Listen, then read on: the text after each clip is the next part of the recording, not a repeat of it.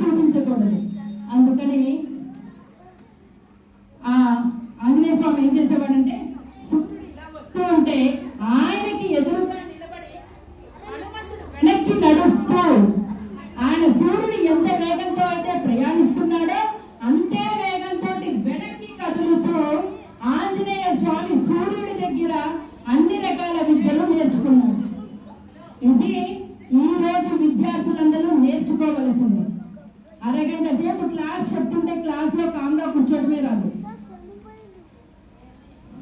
ఈ రామాయణం చదవటం వల్ల రాముడు తన గురువు దగ్గర ఎలా ప్రవర్తించాడు, ఆంజనేయుడు తన గురువు దగ్గర ఎలా విద్య నేర్చుకున్నాడు అన్నది కూడా మనకు తెలుస్తుంది.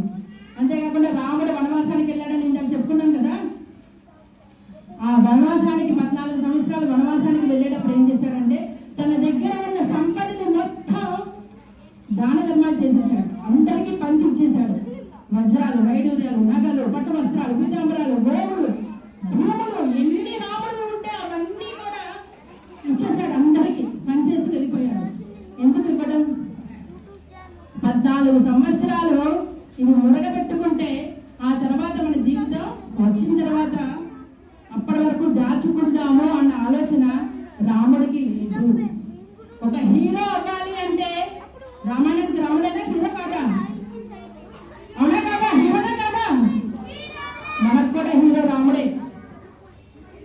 హీరో అనేది ఎప్పుడు అవుతాడంటే నువ్వు పోగేసుకుంటే హీరో అవ్వనన్నా, నీ దగ్గర ఉన్నది పంచితే రాజు అవుతావు, కీర్తిని గడిస్తావు, దేవుడు అవుతావు.